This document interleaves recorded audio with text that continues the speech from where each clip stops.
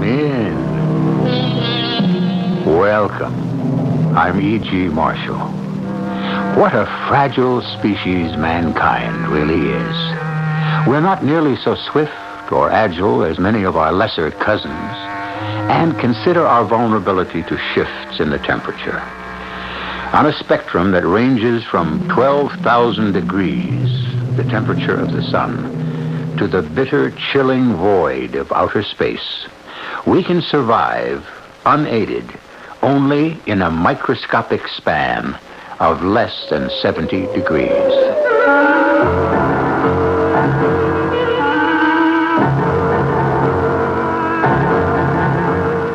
Our mystery drama, The Ice Palace, was written especially for the Mystery Theater by Percy Granger and stars Tony Roberts.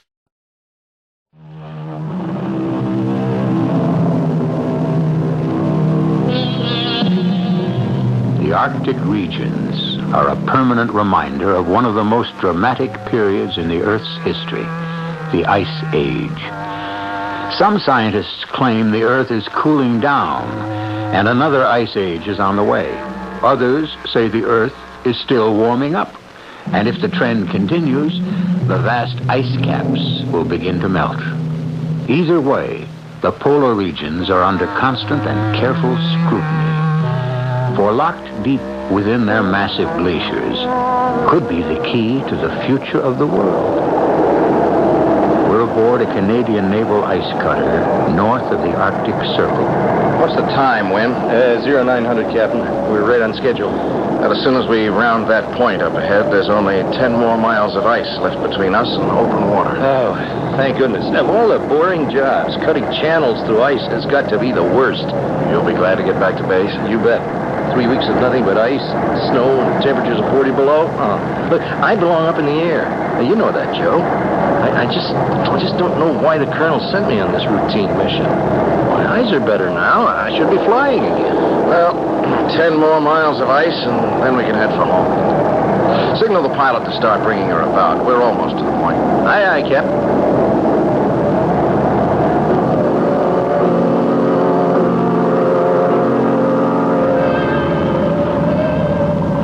Joe? Hey, Cap, come up here. What is it? My eyes are supposed to be healed now, right? Didn't I have them tested just before we left base? Yeah. So what's the problem? You tell me. Look, the channel.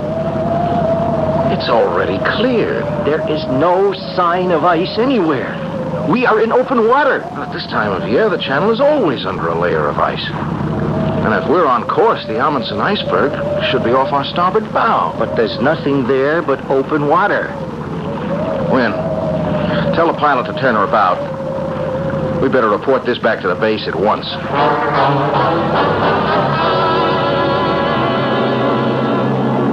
And that's it, Colonel. We rounded Victoria Point, and there was nothing but open water as far as the eye could see. Now, Joe, you know the ice floes up there never break up, not even during the summer months. You sure you didn't see anything, not even chunks of free-floating ice? No, not a thing, Colonel. Well, that doesn't make sense.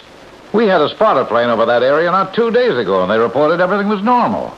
They saw the Amundsen iceberg, too? Yes. So something caused those waters to heat up to the point where it broke up a massive ice field. What kind of a force could melt that much ice? We don't know for sure that it did. What do you mean? The ice in the channel, perhaps. But the Amundsen iceberg was 20 miles long, Colonel.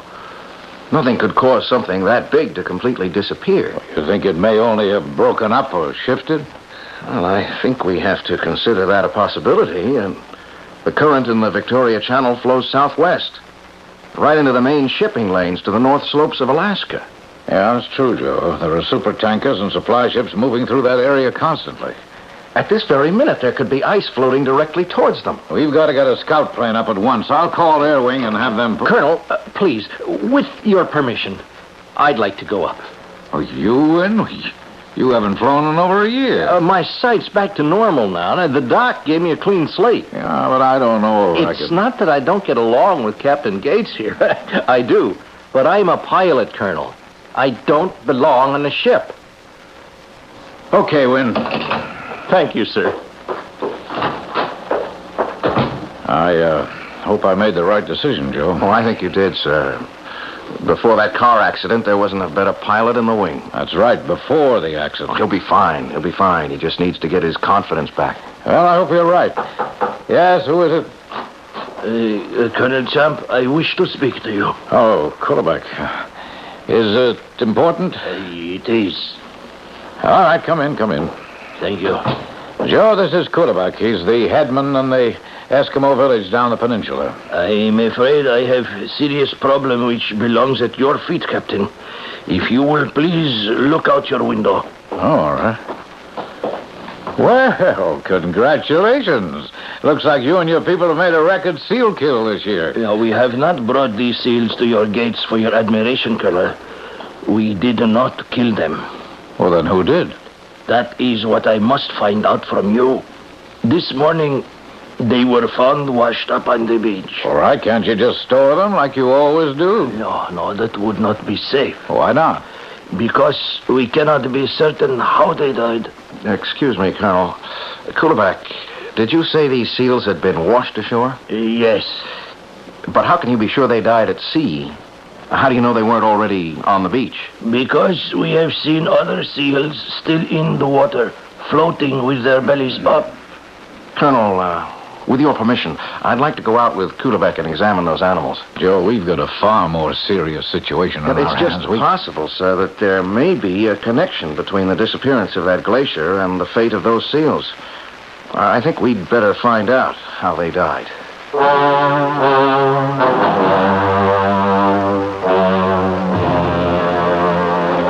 My people are very angry, Captain.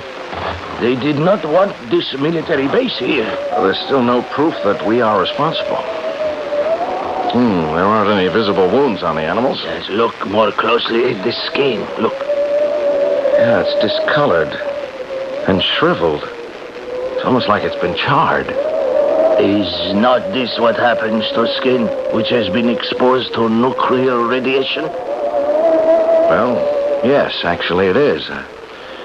But there's no nuclear testing going on in the Arctic by either the west or the east. How can you say this for certain? Well, any nuclear explosions would have registered on our monitoring equipment. But is not the whole point for each side to try to think up weapons which will escape detection? Look, we'll run tests on one of the seals. If our government is in any way responsible, believe me, we'll make it up to you.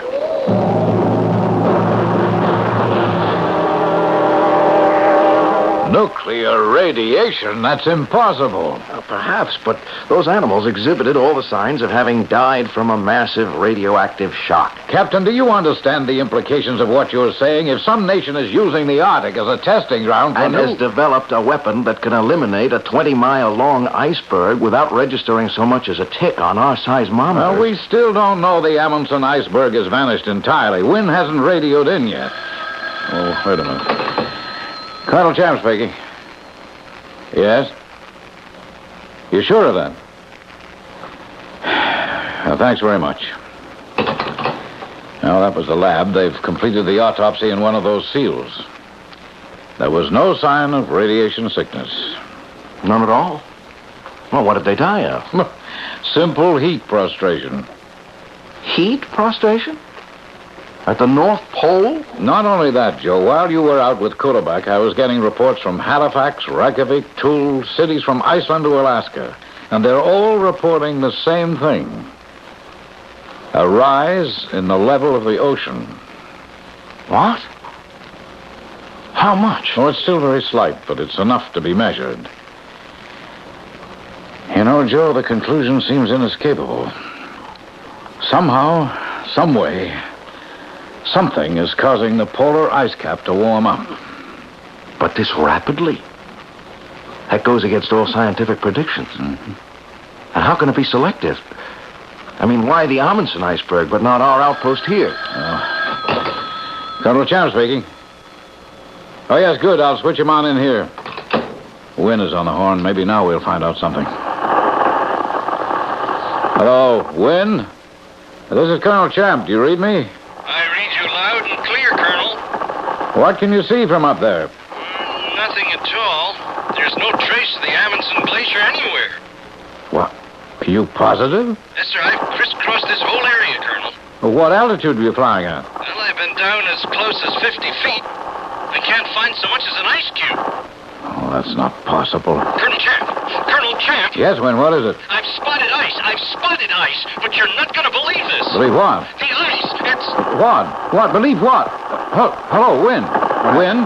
The radio's gone dead. I've lost contact. Hello, Win. Oh. Yes? Yes, I know the radio's dead. Put me through to the radar room. Tell you, if anything's happened to Win, Hello, radar? That plane we sent up, what's its location? Are you sure it isn't a malfunction? Yeah. Okay. Okay, if anything happens, let me know. They lost him on the radar screen as well? At the same time, the radio went dead. He's vanished. Just vanished.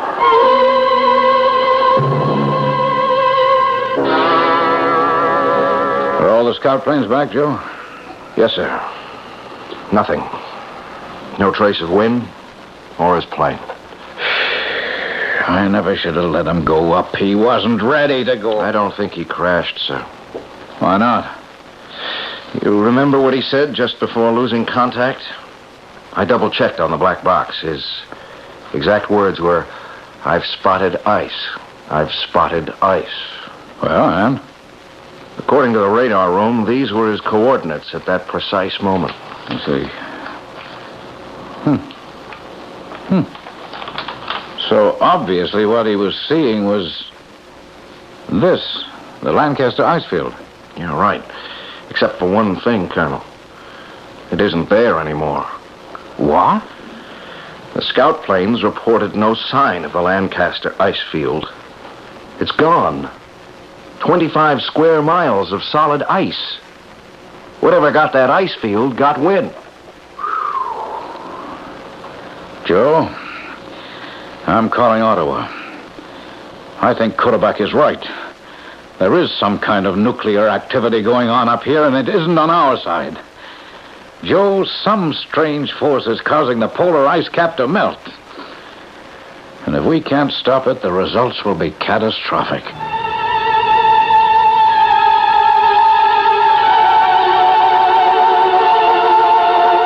Ice, we might say, is an extreme form of water, and extremes, Aristotle tells us, are to be avoided on principle. What would happen should all the ice on Earth vanish? Well, we know that's not possible. Nothing just vanishes. And in the case of ice, it would change into water. A great deal of water.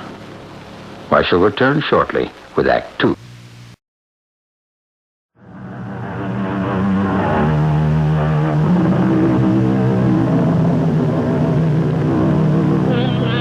All around us, there are reminders of the awesome force of the glaciers. They gouged out valleys and threw up mountains.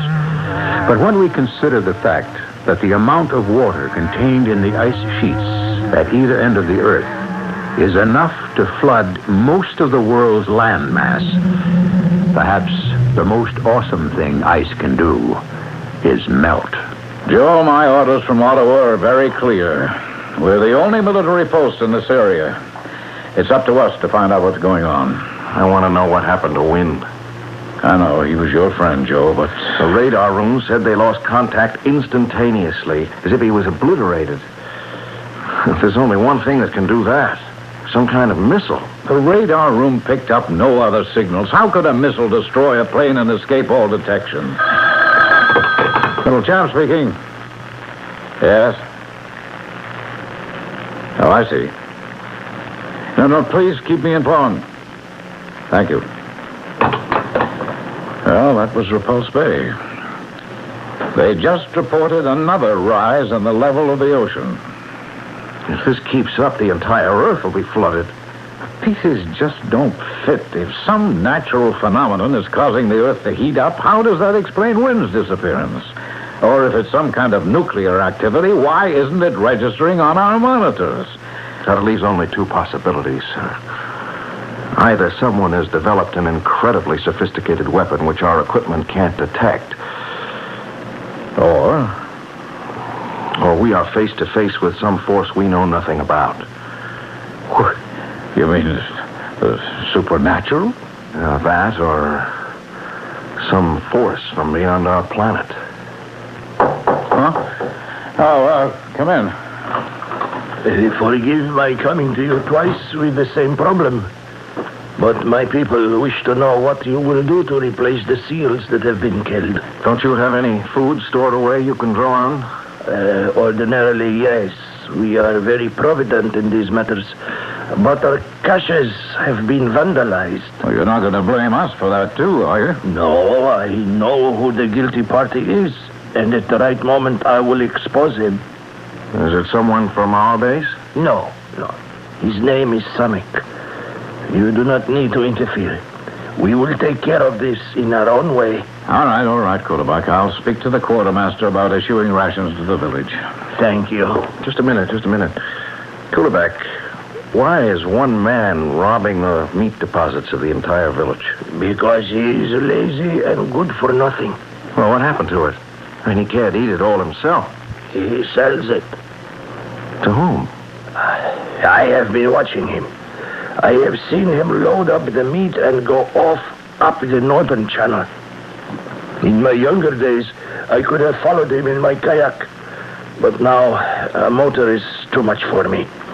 And when he returns, his boat is lighter than before. Joe, we have an urgent situation facing us. Colonel, there are no settlements up the northern channel.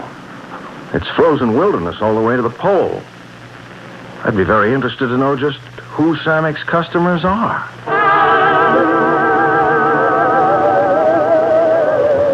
What do you want with me? I only take my boat out to hunt like the rest. Samik, Kulabek here says you go up the northern channel. The hunting's better in the bay. I am bound by no law to do as the others do. Samik, I advise you to cooperate with Captain Gates. You have no power over me, old man. I know nothing. Who you take the meat to? I do not know. Samik? I have never seen the man, that I can swear to you. I do not know even if it is one man or many. Tell us what you do know. Several months ago, I was in Toul. Someone approached me.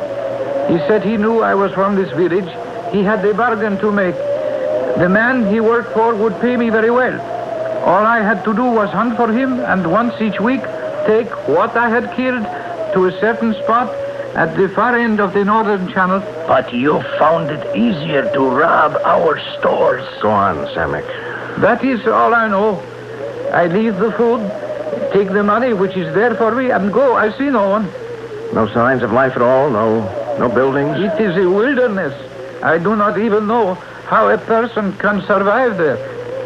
And this never struck you as odd? I am well paid. I have no question. Is that where you're going now? Yes. I'm coming along. You cannot. The man was very clear. No one else must come with me. Well, don't worry. Whoever's out there isn't going to see me until I want him to.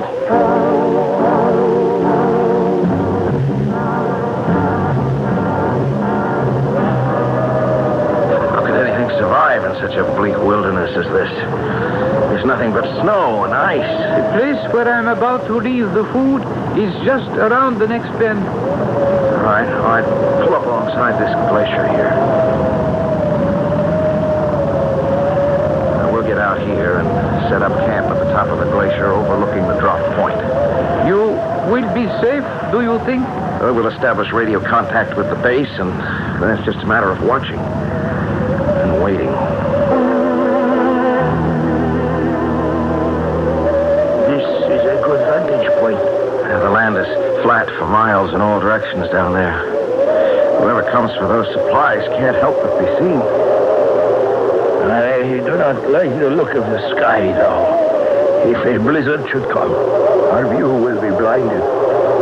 Look, Samik is leaving now. Look, he's waving to us. I have an uneasy feeling about him. He's the only one who knows where we are. You think we can trust him? It is strange, is it not? We meet only this morning, you and I. Now, here we are alone and not knowing what it is we face. Sometimes trust is unavoidable.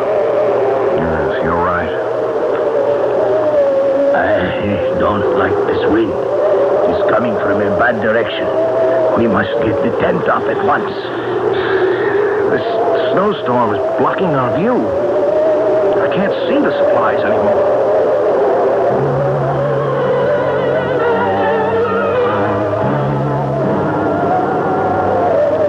My eyes are getting too old.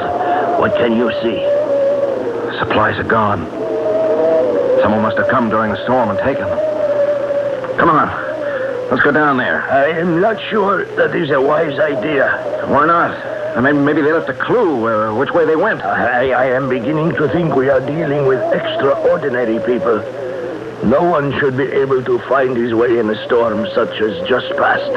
Even the most experienced hunter would have to stop or run the most certain risk of becoming lost. Oh, don't worry about it, Kulabek. I've got a gun. But what if arms will not work against such people as we are after?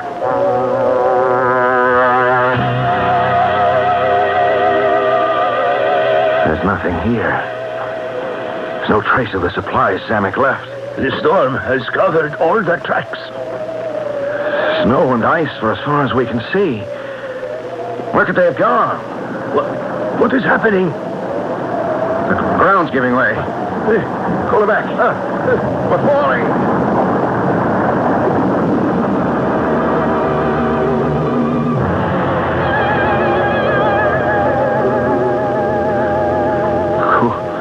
Kulabek?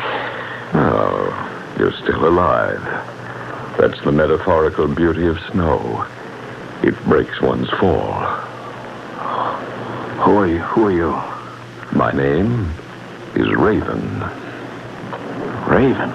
In the mythology of the northern peoples, the raven is considered a bird which can survive anywhere. It's also credited with the creation of the world. Where am I?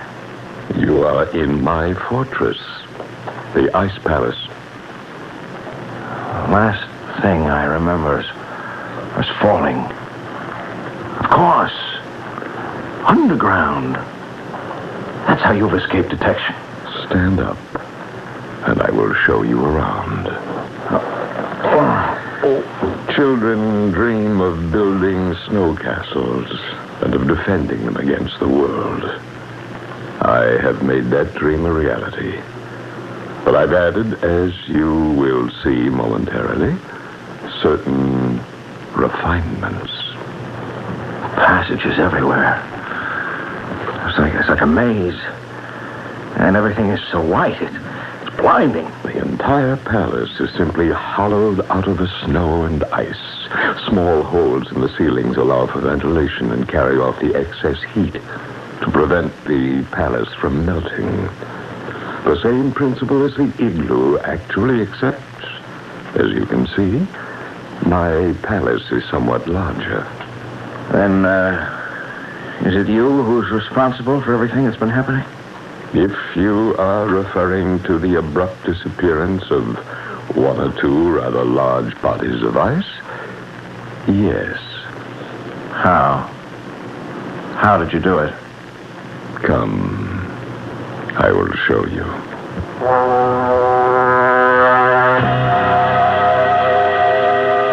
You see before you the work of a lifetime. That just looks like a telescope. How could this melt an iceberg 20 miles long? It cannot. Oh, then... What you are looking at is a machine which, working on a laser principle, has the capacity to do nothing less than neutralize the Earth's protective magnetic field. Do you follow me? I'm not sure. The sun bombards us daily with ultraviolet rays of such intensity they would burn our planet to a crisp were it not for the ozone in the stratosphere. Under normal conditions, ozone is produced continuously by the action of solar ultraviolet radiation on the oxygen in the air. This machine arrests that process. You mean it just opens holes in the atmosphere and lets deadly ultraviolet radiation pass through undiluted? Precisely. The rays strike the Earth at temperatures of several thousand degrees. So, that's what happened to the Amundsen iceberg. Yes. I was testing the width of the hole I could open. 20 miles. But I can also adjust it down to a point with a diameter of no more than 2 inches. And that's what happened to Wynn.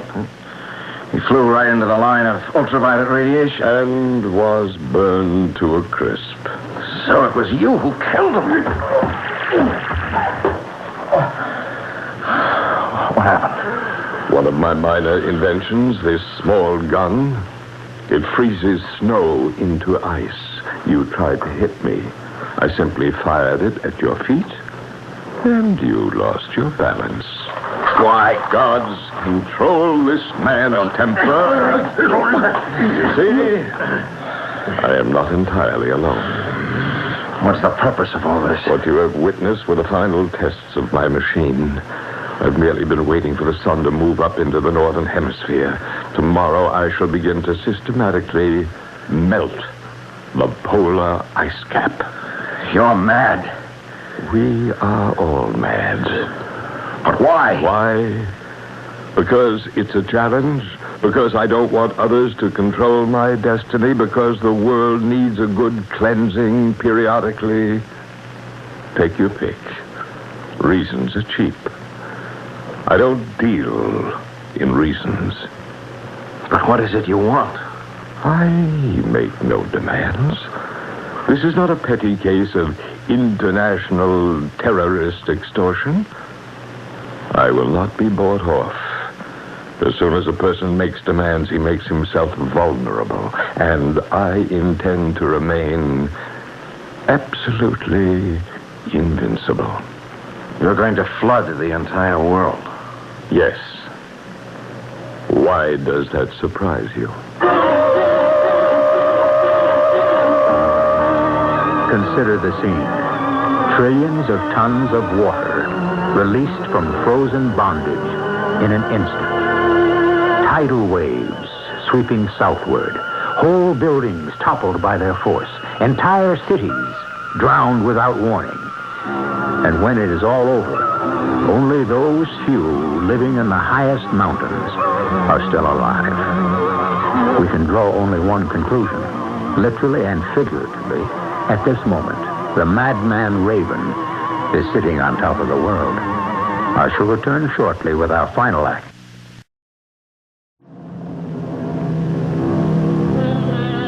The Bible tells of a great flood.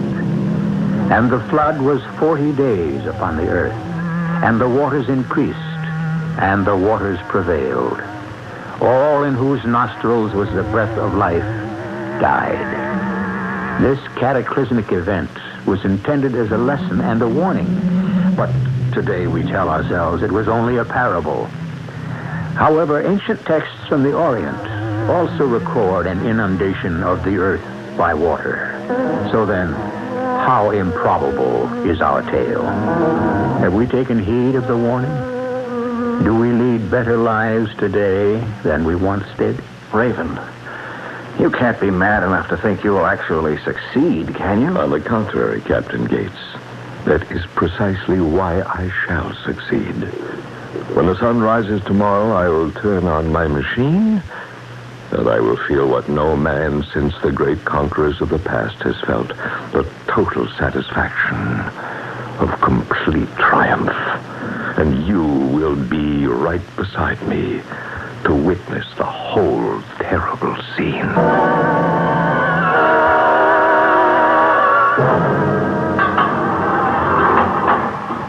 Oh, Captain Gates. Huh? What? Captain Gates, are you all right? Kulabak, you're alive. Yes, I was the first to regain consciousness from our mutual fall. Did you meet that guy, Raven? Oh, yes. He's crazy. He's stark raving mad. Did you see that machine? Yes, and then he brought me here.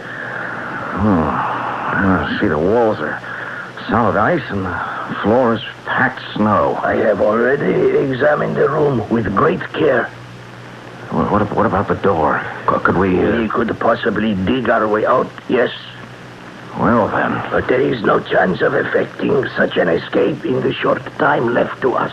Then the only one who knows this location is Samek, and he has every reason to leave us here to die. True.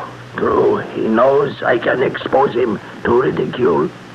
And his business with this madman is too profitable. Even if we could get out of this room, we wouldn't know how to escape. This ice palace is like a labyrinth. Would you like some fish? What? Since there is nothing we can do, you might as well eat. Where did you get that? One of the guards brought it to me.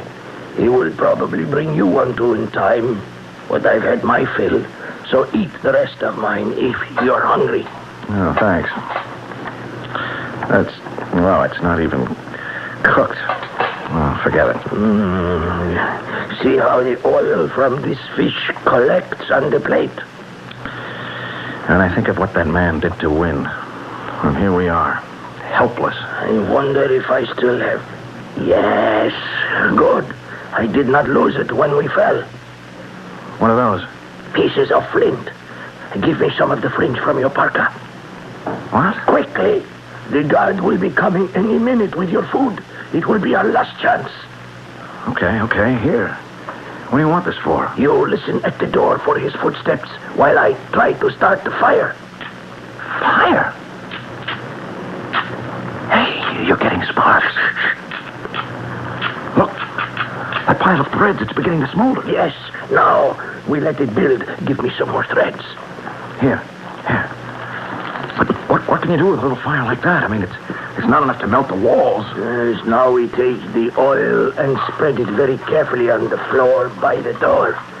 And now transfer the fire. There. Oh, what now? Now, we let the fire burn itself out. Oh, what good did that do? Yeah, you see? The melted snow around the door. And so? Which will now, if the guard does not come right away, freeze to ice.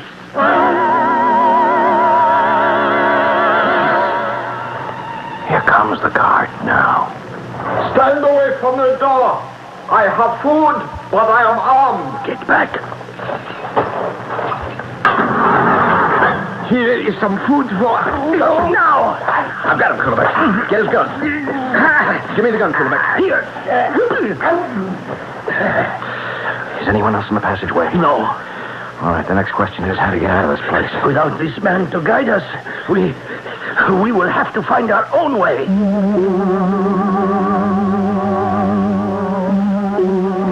All these passages look the same.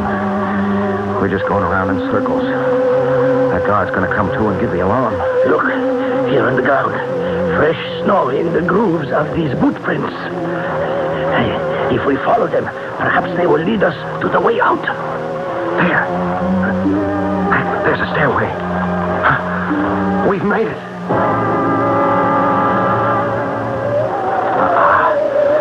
It's crisp, fresh 40 below zero. Air never felt so good. Quickly, let us get back to the radio and contact the base. Kulabek, there's one thing. You know they won't be able to rescue us. I mean, Raven would fry any plane to a crisp they try to send in. All Colonel Champ will be able to do is order down every missile we've got and obliterate this entire area. Yes, I understand. It means we must die. So what are we waiting for? This man must be stopped. Let's get to the radio.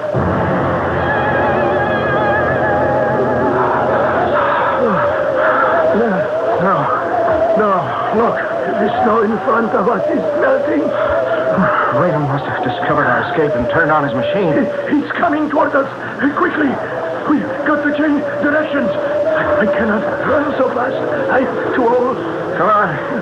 He's gaining on us. No, I cannot. There's only one thing to do.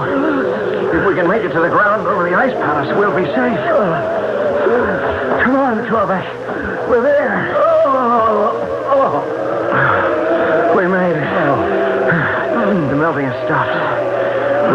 can't bring the ultraviolet rays any closer without destroying himself, too. Very clever, Captain Gates. My congratulations. I know you've taken my guard's weapon, so I will not risk sending anyone up after you. But I don't think that will be necessary. What do you mean? Your retreat has been cut off. And now I shall melt the ice over all the waters connecting us to the land south of here. And then, Captain Gates, I'm going to forget about you and get a decent night's rest. I have a busy day tomorrow.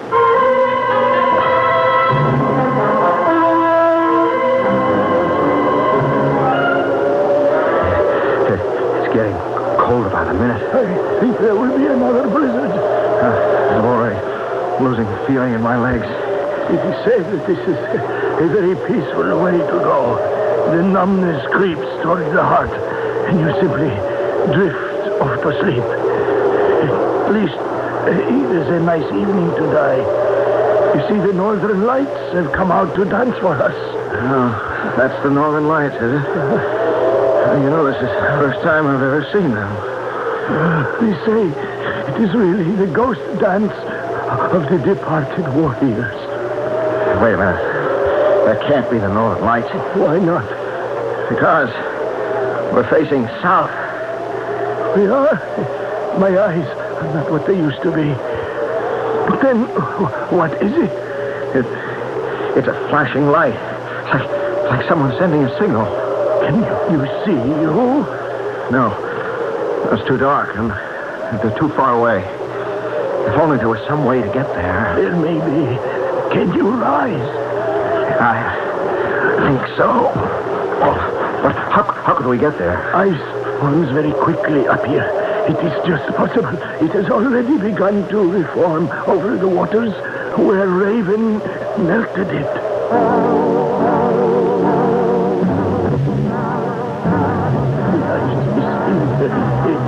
We will have to cross it on our bellies.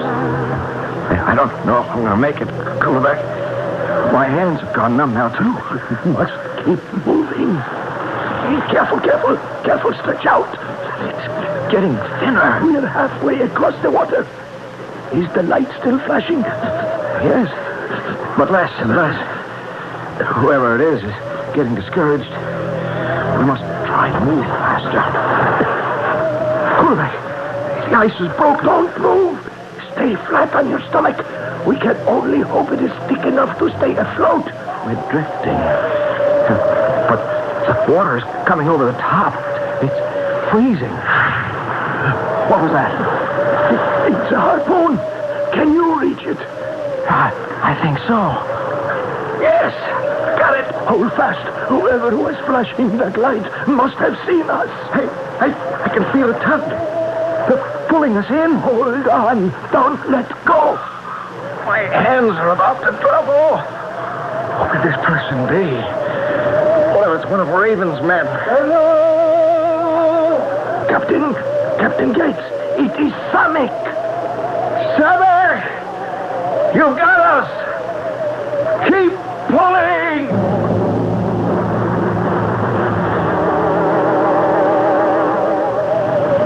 As I was sailing back to the village, I began to think, who am I that steal the food of my neighbors to sell to a man I have never seen? You began to ask questions. Yes. And suddenly the money he was paying me did not seem like so much. You know, I will have to tell the others that it was you who raided their caches. It was a temptation to leave you there, Kulebeck, and try to keep the truth hidden. But you are a tough old crow, and I knew you would manage to return somehow, so it might as well be in my boat. And that, too, I will tell the others. It's almost dawn. Samek, how close are we to the base? Look, you can see the lights now.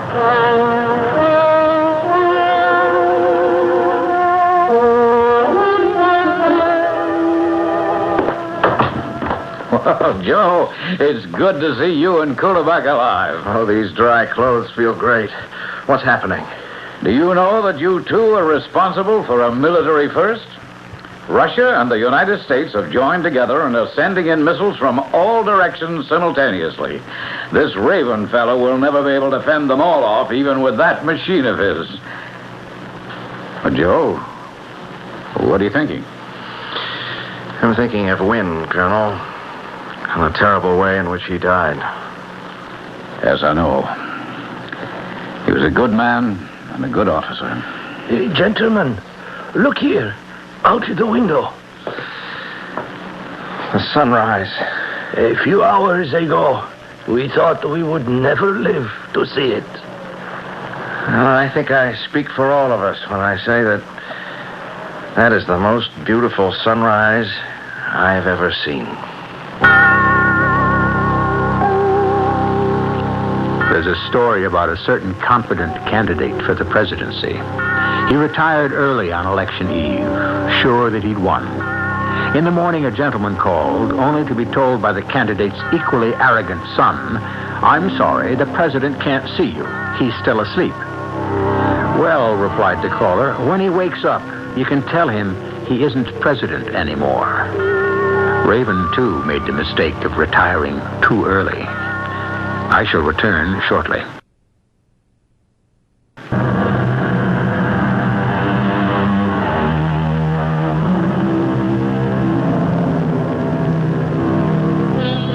The Queen of Sheba put a riddle to the wise Solomon. What land has seen the sun but once since the creation of the world? Solomon answered, "The land beneath the Red Sea. For it saw the sun only on the day God parted the waters for the children of Israel." A great deal of land almost saw the sun for the last time in our story today. Our cast included Tony Roberts, Earl Hammond, Arnold Moss, and Ian Martin. The entire production was under the direction of Hyman Brown. This is E.G. Marshall inviting you to return to our Mystery Theater for another adventure in the macabre. Until next time, pleasant dreams.